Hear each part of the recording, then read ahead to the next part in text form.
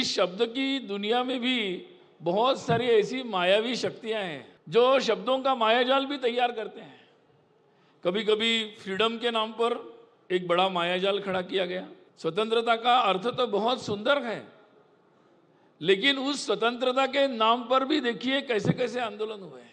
और उन शब्दों को बिगाड़ कर आपस में स्वतंत्रता क्यों चाहिए?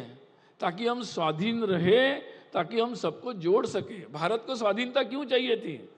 ताकि हम मुक्त रूप से अपने हिंदू चिंतन के अनुसार सबको अपना मानकर जोड़ सके। हम उस बंधन में फंस गए थे। परंतु कई लोग हैं जिन्होंने दुनिया भर में फ्रीडम के नाम पर, स्वाधीनता के नाम पर बहुत सारे ऐसे विपरीत आंदोलन खड़े हुए हैं। समाज के अलग अलग वर्ग, अरे भाई हम सबका मिलकर एक फ्रीडम होता है, लेकिन अलग अलग लोगों को उसी फ्रीडम को, अलग अलग लोगों का अलग अलग फ्रीडम, ऐसे कैसे होता है? हम सब मिलकर अगर फ्रीडम का विचार करेंगे, अगर आज हम लोग नहीं करेंगे तो कैसा होगा? तो मुझे लगता है कि इन शब्दों का जो पूरा मायाजाल रचा गया है और पूरी दुनिया इससे त्रस्त है, पूरी दुनिया त्रस्त है, क्योंकि इसके नाम पर कहां से कहां चीजें पहुंच गई। जहां चीज प्रारंभ हुई पश्चिम में महिलाओं की स्वतंत्रता के नाम पर, वो फेमिनिज्म प्रारंभ हुआ और वो महिलाओं की स्वतंत्रता का कोई उसमें से अर्थ निकला कि नहीं निकला, ये तो समीक्षा का विषय है।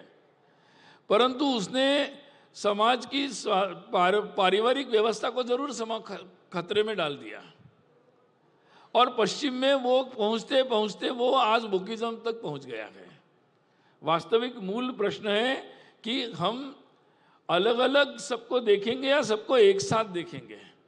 सबकी स्वाधीनता का प्रयोग और अगर संदर्भ हम एक साथ जोड़ेंगे तो सब मिलकर हमारी एक दूसरे की स्वाधीनता को, फ्रीडम को हम संरक्षित कर सकते हैं। और इसलिए आज मुझे लगता है कि बहुत ज़्यादा आवश्यकता है कि शब्दों को सही अर्थ में हम प्रस्तुत करें। शब्दों को सही अर्थ में, सकारात्मक अर्थ में, लोक कल्याण के रूप में, लोक हित के रूप में हम शब्दों को प्रस्तुत करें, उसके उन अर्थों को प्रस्तुत करें।